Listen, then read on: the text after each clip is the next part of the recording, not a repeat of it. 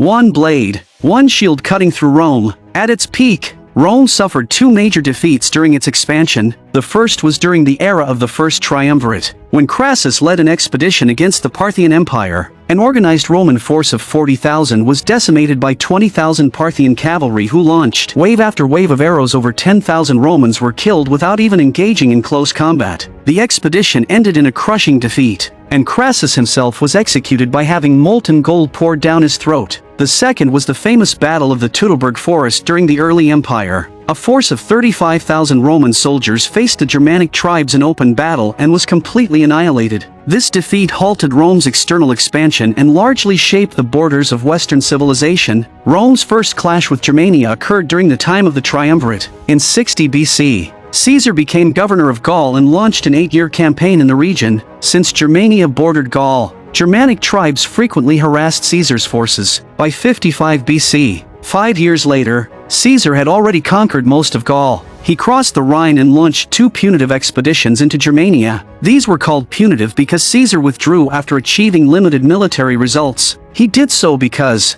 at the same time, Crassus had been killed in his disastrous Parthian campaign, breaking the balance of the triumvirate. Caesar abandoned further expansion and turned to face Pompey in a civil war. In 27 BC, after a 25-year civil war, Rome was reorganized into an empire by Augustus, its first emperor. After more than a decade of recovery and consolidation, Rome reached its peak strength once again and resumed expansion. Germania was the first target. In 12 BC, Augustus sent his stepson Drusus to conquer Germania. Drusus did not disappoint. He successfully subdued several Germanic tribes. Unfortunately, 4 years later, Drusus died after falling from his horse during an assassination attempt. It was rumored that Augustus himself may have orchestrated the assassination, though this remains unproven. The following year, Drusus's brother Tiberius took up the campaign and after 4 more years, finally subdued the defiant Cherusei tribe. To advance deeper into Germania, Rome built many cities on the east bank of the Rhine. Numerous Germanic noble youths were recruited into the Roman military to learn how to become true Romans. Among them,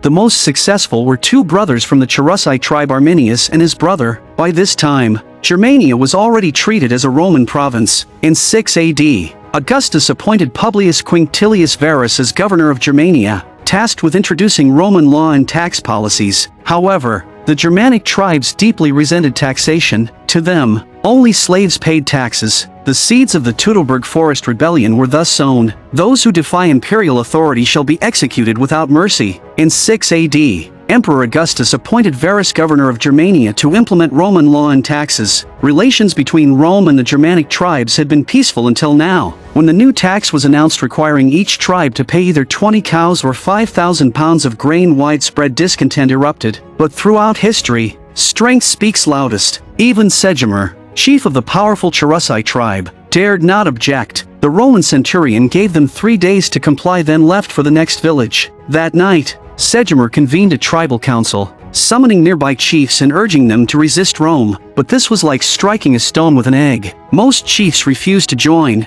Left with no choice, Segimur announced he would maintain peace with Rome. 3 days later, the Roman centurion returned to the Cherusei to collect taxes only to find their grain supply insufficient. Since these barbarians weren't cooperating, he decided to seize what he wanted. As Roman soldiers drove off the tribe's cattle and sheep, its most vital resources, Segimur grew agitated. When he protested, the centurion ordered a Roman cavalryman to ride forward and force Segimur to kneel and kiss the eagle's standard in submission. Segimur refused. As a war faction leader, he glanced at his warriors, considering open rebellion, but Segestes, a peace faction leader, sensed his intent and quickly knelt before the eagle. As Segestes lifted the eagle to kiss it, his daughter Thusnelda suddenly rushed forward, trying to stop him. In the ensuing scuffle, the centurion grabbed her by the hair, intending to drag her back to the Roman camp. Her young brother, seeing this, charged forward and bit the centurion, only to be struck on the head with the hilt of the centurion's sword. Realizing the situation was spiraling, Segimur relented, kneeling to kiss the eagle. The centurion left with the tribute. Yet among the Germanic chiefs, there were always those unafraid of death. The next day, one such chief was brought to the Roman camp. Varus offered him a chance to kiss the eagle and the incident would be forgotten. Instead, the chief spat on the eagle, an unforgivable insult. Varus immediately ordered his adoptive son Arminius to execute the chief. Arminius, Segimur's eldest son, had been sent to Rome in his youth for peace. along with his brother, and adopted by Varus. Now Varus was testing his loyalty by having him kill a fellow tribesman. Arminius understood perfectly and without hesitation, took the centurion's sword and carried out the execution. His unwavering Roman loyalty pleased Varus greatly, but Varus did not know Arminius had never forgotten he was a Germanic warrior. He was merely waiting for the right opportunity. Meanwhile, Thusnelda and Folkwin, seeking revenge, plotted to steal the eagle standard from the Roman camp. They recruited 2 trusted berserkers and set their plan in motion. Their plan had 3 steps. First, Folkwin led Thusnelda to the Roman camp, presenting her as a gift for the centurion Metellus. Given Metellus's well-known indulgences, the guards allowed them through without question. Next, they slipped into the tent where the eagle was kept, killing the guards inside. Step 1 complete. Meanwhile, the 2 berserkers entered through an external latrine, diving into the cesspit, holding their breath, and navigating through the waste tunnel into the camp. They emerged in a soldier's tent. Once Folkwin and Thusnelda had armed themselves, the 2 berserkers, now disguised in Roman uniforms, joined them, bringing a barrel of gunpowder. When Roman soldiers rushed to extinguish the resulting fire, the 4 slipped out of the camp unnoticed. Arminius soon arrived at the scene. On the ground, he spotted a wolf tooth pendant familiar to him. He rushed to his quarters to compare it with his own wolf tooth. As children, he, Folkwin, and Thusnelda had hunted a wolf together. These teeth were their trophies. He instantly realized it was his childhood friends who had stolen the eagle. To Rome, the eagle was the highest symbol of military honor, now brazenly stolen by 4 barbarians. The Germanic governor was enraged. This insult to the empire could not stand. He ordered the eagle recovered at all costs. But with hundreds of villages in Germania, the search was like finding a needle in a haystack. Naturally, the task fell to Arminius, a German himself whose language skills would prove vital. At dawn, Arminius set out with a squad of soldiers. Meanwhile, Folkwin and Thusnelda had just returned to the Cherusci tribe. When the villagers saw Folkwin holding the eagle, they erupted in cheers. Even Chief Segimer raised the eagle high, shouting with joy. After years of humiliation at Roman hands, this was sweet revenge. Yet one face remained grim. Thusnelda's father suggests. Soon, the villagers gathered around the eagle, dancing the Alemannic dance and celebrating through the night. Back at home, Thusnelda and Folkwin shared a tender moment. Their relationship remained secret from the tribe. As night fell, shouts rang out. Villagers hurried to hide the eagle within the stronghold. Not knowing what was happening, they barred the gates and prepared for battle, only to see a lone figure approach. It was Arminius. After entering deep into Germania, Arminius had split his forces. He now came alone to retrieve the eagle. Father and son meeting after many years had little to say. Arminius still resented being handed over to Rome. He didn't even know his mother had been dead for 6 years. However, he still brought a gift for his father, a sandglass for keeping time, and warned him not to foolishly oppose Rome. What they didn't know was that there was a traitor within the tribe, suggests. He had already rushed to the Roman camp overnight and informed Varus about the stolen eagle. Of course, he placed all the blame squarely on Folkwin alone. In return, he asked Varus to support him in becoming the new chieftain. Varus agreed and decided to personally lead a team to the Cherusci tribe. Meanwhile, the berserker Barolf was planning to take revenge on Arminius, as the executed chief from the Claudi tribe was his uncle. According to tribal law, only the gods had the right to sentence someone to death. Barolf believed Arminius was no match for him and even managed to injure his waist with an axe strike. Fortunately, the armor absorbed much of the force, sparing him from instant death. Barolf then pinned Arminius down and began pummeling him.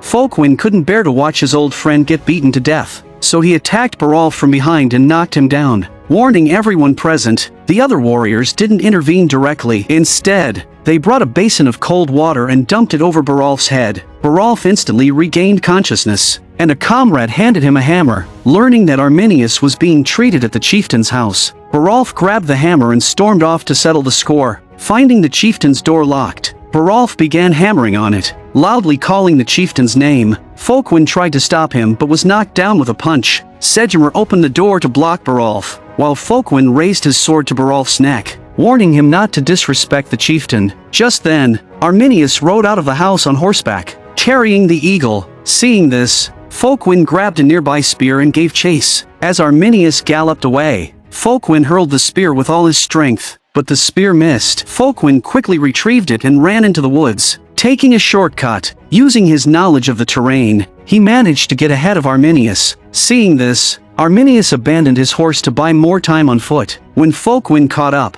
Arminius had already reached a canyon. Folkwin threw the spear again but missed, earning only mockery from Arminius. After taunting him, Arminius turned to leave. Enraged, Folkwin recklessly leapt off a cliff. Though the move was bold and daring, he ended up gravely injured and unconscious. While he lay unconscious, Varus had already arrived with troops at the tribe. When Folkwin returned to the village, he found 4 crosses erected in the square, each with a corpse nailed to it. It wasn't until he got closer that he realized they were his parents and siblings, all because he had stolen the Roman eagle. Just a few hours earlier, Roman governor Varus had come to the Cherusei tribe, investigating the eagle's whereabouts. From the traitor suggests, he had learned that a young man named Folkwin had stolen it and demanded the chieftain surrender him, but the chieftain claimed he didn't know where Folkwin was. Varus didn't press further. He had other means. Guided by suggests, he went straight to Folkwin's home, killing his father on the spot and taking his mother and siblings prisoner. By nightfall, with Folkwin still missing, Varus had the other 3 nailed to crosses. The Cherusei dared not resist. Varus issued a final warning: if they did not surrender the eagle and Folkwin, Rome would no longer maintain peace with the tribe. Having said this, Varus left with his soldiers. The people began cursing Suggests, calling him a traitor. Suggests defended himself, claiming everything he had done was for the tribe, that it was Folkwin who had violated the sacred agreement of the tribal council and angered the gods, thus bringing this upon himself. In Germanic tradition, arguing in front of the chieftain was forbidden, so Segemur dismissed everyone. Whether Suggests was right or wrong was left unresolved. At that moment, Folkwin finally awoke from his coma. Returning to the tribe, he saw the crucified bodies. His lover thus Nelda urged him to flee, warning that if captured, he would surely be killed. But Folkwin was paralyzed with grief. Neither noticed that Barolf and his group of berserkers had arrived. Fortunately, they meant no harm. They intended to follow Folkwin and fight against Rome. That same night, they headed deeper into Germania, reaching the territory of the Treva tribe by midday. There, they were immediately surrounded. Luckily, the Treva tribe had long opposed Rome.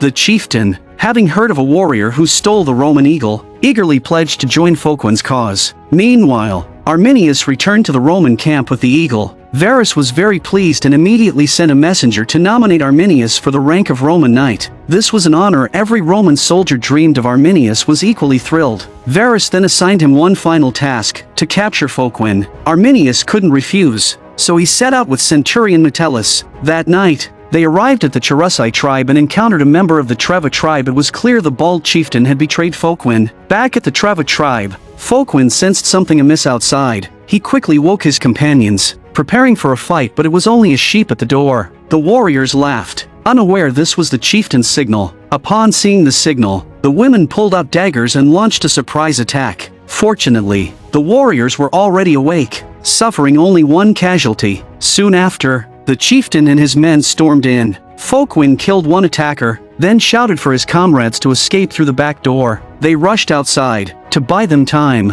Barolf held the door alone. Folkwin shouted that it wasn't necessary and urged him to flee, but Barolf stubbornly used his life to buy them over 10 seconds. The next morning, Arminius arrived at the tribe only to learn Folkwin had escaped. Without delay, he led his men deeper into Germania in pursuit. The Romans loved crucifying their enemies to display Roman might. And here was a man foolish enough to steal the Roman eagle. The consequences were clear. Not only were his family crucified, but he now had to flee into the deep forests. Yet the Roman pursuit was relentless. By nightfall, they had cornered them in the woods. After a bloody battle, all of Folkwin's companions were killed. He believed he too was doomed. Unexpectedly, Roman officer Arminius suddenly turned, killing the Roman centurion beside him. Arminius was, after all, a Germanic warrior and had saved his childhood friend Folkwin. In Folkwin's stunned gaze, Arminius swiftly finished off the last Roman soldier. Moments later, thus Nelda also arrived. The 3 childhood friends were finally reunited. Arminius told them he had waited many years for the chance to strike back at Rome, and now that opportunity had come. He sent the 2 of them to contact the various tribal chiefs, spreading the message of resistance against Rome. Meanwhile, he casually beheaded a random Germanic man and returned to the Roman camp, claiming this was Folkwin. As for the soldiers who accompanied him, he explained that they had faced fierce resistance during the pursuit, and none of them had survived. Varus did not doubt Arminius' story. In fact, he was quite pleased. Immediately after, He assigned Arminius a new task to become the new chieftain of the Cherusci tribe and help Rome better conquer Germania. He also told him that he had already persuaded Segimur to step down, but according to Germanic tradition, a new chieftain could only be chosen upon the death of the previous one. Concerned for his biological father's safety, Arminius rushed to the Cherusci tribe, but it was already too late. Segimur had entered the swamps and taken his own life. The next day, news of Segimur's death was brought back to the tribe by the priest. The happiest of all was Suggests. He had coveted the chieftain's seat for a long time. He told the people, "A nation cannot go a day without a king, and a tribe cannot go a day without a chieftain. I am your new chieftain." But to his surprise, Arminius arrived with his personal guards and declared himself the rightful heir to the chieftaincy as Segimur's biological son. Suggests never expected this outcome, but he had no real grounds to contest it. And so, Arminius became the new chieftain of the Cherusci tribe, officially beginning his path of resistance against Rome. To strengthen his influence among the other tribes, he sought out Folkwin and Thusnelda. Since Thusnelda was both a noble daughter, a hero for stealing the eagle, and a Germanic prophetess, he hoped she would marry him. For Folkwin, this was a devastating blow. He and Thusnelda had long been lovers, but for the sake of their people, they both had to support Arminius's decision. Since the Romans believed Folkwin was already dead, he could not return to the tribe and was forced to wander alone. Soon, Arminius and Thusnelda held their wedding ceremony, while Folkwin watched from a distance in secret. Arminius succeeded in winning over several tribal chiefs, increasing their anti-Roman force by 2,000 men. However, most chiefs were still wary of his Roman background. Arminius still needed to earn their full support. That night, the couple was surrounded by the people, wrapped tightly together with cloth. After the priest gave his blessing, they were allowed to proceed. Though Arminius had feelings for Thusnelda, he refrained from doing anything, even when it was time to sleep. He was restless, but did not want to force Thusnelda, so he turned away. Little did he know Thusnelda was only pretending to sleep. She liked Arminius but did not want to betray Folkwin. Meanwhile, Folkwin was in a miserable state. Depressed, he drank himself into a stupor and ended up getting captured by a pair of Roman soldiers escorting slaves. The next day, one of Arminius's personal guards found a wolf-tooth pendant in a nearby forest. It clearly belonged to Folkwin, but when they arrived, they only found a burned corpse, believing Folkwin to be dead. That evening, a tribal council was held. All the chiefs were invited. Arminius encouraged them to join him in resisting Rome. If all the tribes united, they could defeat the 3 Roman legions. According to his knowledge, after the summer campaign, the Roman legions would soon return to Vetera, an ideal time for an ambush. He planned to lure the legions into the forests and swamps, ensuring their long marching columns would be unable to support each other. Thusnelda also spoke to rally the crowd. For our children! For our freedom! Let's fight as one people! Let's stand up as one people!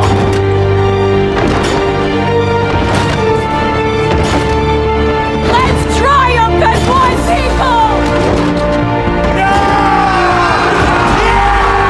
The assembly quickly became enthusiastic except for Suggests and Hadgon, the chieftain of the Catti tribe. Everyone was willing to fight, but to achieve this, Arminius still needed to persuade Varus to alter the Roman marching route. This was no easy task. If discovered, he would likely be crucified. Thusnelda became deeply worried. With Folkwin gone, she didn't want to lose Arminius as well. And so, naturally, the two shared a passionate night together. Afterward, Arminius set out overnight, arriving at the Roman camp early the next morning. Unfortunately, Suggests had also arrived there. Given his past behavior, he would likely betray the Germanic people again. Arminius was now in great danger. 3 fully organized Roman legions, over 18,000 men, were marching slowly through the Germanic forests, including cavalry and camp followers. Their total numbers were around 35,000. Meanwhile, about 15,000 Germanic warriors waited on either side of the forest, blades sharpened, ready to ambush the Roman legions. This was the famous Battle of the Teutoburg Forest, a great Germanic victory over Italy. But to everyone's astonishment, the supreme Germanic commander Arminius was actually the adopted son of the Roman general Varus, and Varus had received a warning from the Germanic traitor Suggests before the march. Seeing the plan was exposed, Arminius's mind raced. After some quick thinking, he decided to play along, claiming everything Suggests had said was true.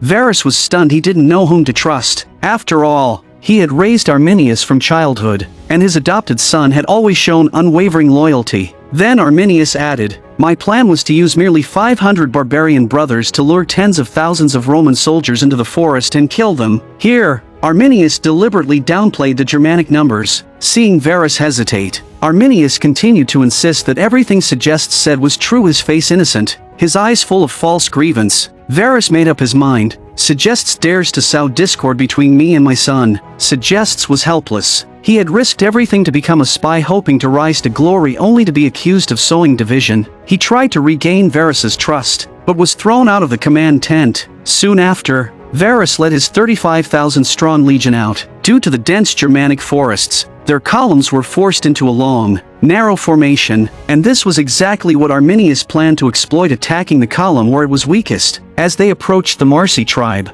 Varus became cautious. He ordered Arminius to scout ahead through the woods. Clearly, Segestes' warning had influenced Varus to some degree. Arminius had no choice but to take his Germanic guards into the forest, and with that, he lost the chance to strike Varus by surprise. From the moment Segestes betrayed him to the start of the march, Arminius had been under immense pressure. Now, finally able to breathe, he couldn't stop himself from vomiting. Meanwhile, Thusnelda was praying to the gods for protection. Her former fiancé, Hadgon, suddenly appeared. Seeing they were alone, he tried to seduce her, hoping to die without regrets if he fell in battle, but Thusnelda pressed a knife to his throat. Hadgon, already reluctant to fight this war, immediately led his warriors away from the Germanic lines. Seeing this, other chiefs also began wavering. The army's morale was at risk. Thusnelda reminded everyone that Arminius was risking his life to lure the Roman legions into the forest. They could not abandon him, but mere words were not enough to sway the chiefs. So she drew her knife and slowly raised it before her. As a prophetess, she vowed to call upon the right eye of Odin the Allfather to give them victory against Rome, to fight Rome with Odin's eye.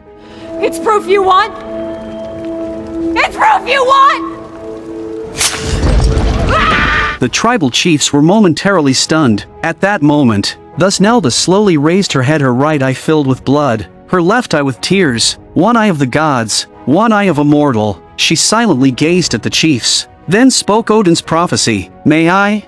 Then, with Odin's eye, she revealed the chiefs' futures. Chief Jurek, your descendants will never forget your deeds this day. Chief Odrich, you will be bathed in Roman gold. And you, dear Chief Gormad Thor himself, will gaze upon you with pride. Then she turned to the surrounding warriors and proclaimed, I hear a song of your courage and valor. This song will be sung forever. No warrior can refuse victory and eternal glory. The crowd was instantly stirred, eager to slay the Romans on the spot. Before long, the long Roman column reached deep into the forest. Arminius was in no rush to act. As agreed with the chiefs, the plan was to wait until the entire Roman column entered the forest, then attack section by section. As one tree after another toppled across the path, the Roman rear guard became fragmented into small, isolated groups. Thus began the battle that Rome would forever regard as a disgrace. The rear Roman soldiers were the first to be attacked. At the centurion's command, they abandoned their supplies, drew their swords, and raised their shields for defense. But they could not see how many enemies surrounded them. Only the sound of deafening roars echoed from all sides. As Thusnelda raised her right hand, the Germanic warriors suddenly fell silent. It was the calm before the storm. Countless spears flew in from all directions. The Romans, trapped in low ground, were overwhelmed by the high ground barrage. With Thusnelda's command, the Germanic warriors charged. The Roman soldiers could not form a proper legion square,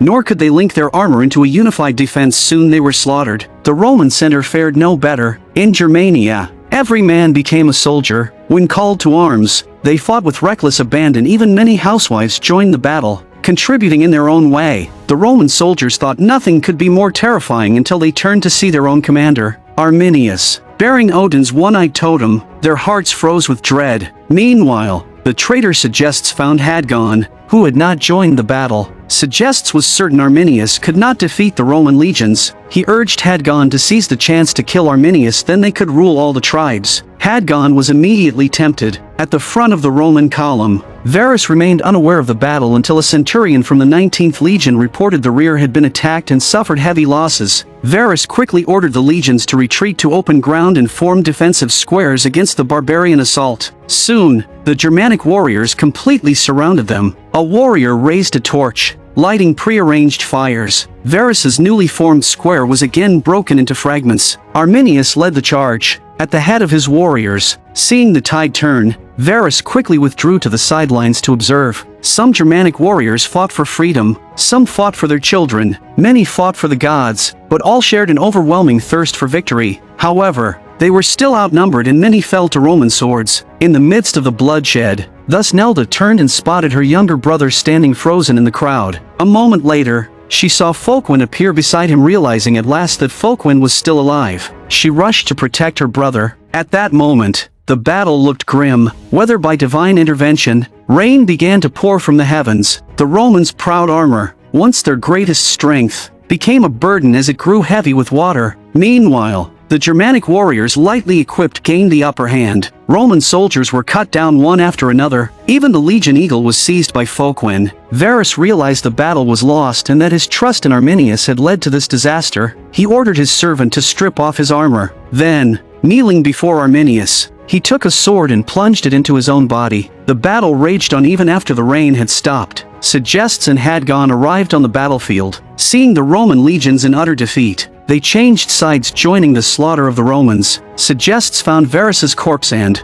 with one stroke, severed his head. He then raised the head high. In this battle of the Teutoburg Forest, nearly all 35,000 Roman soldiers were annihilated. The Legion Eagle, symbol of Roman glory, became a barbarian trophy. For Rome, newly reorganized into an empire and eager to expand, this was a devastating blow. Emperor Augustus would not take this lying down. He would seek to utterly destroy Germania, leaving no man nor beast alive. I'm a movie enthusiast. Please subscribe to my channel, and I'll see you next time.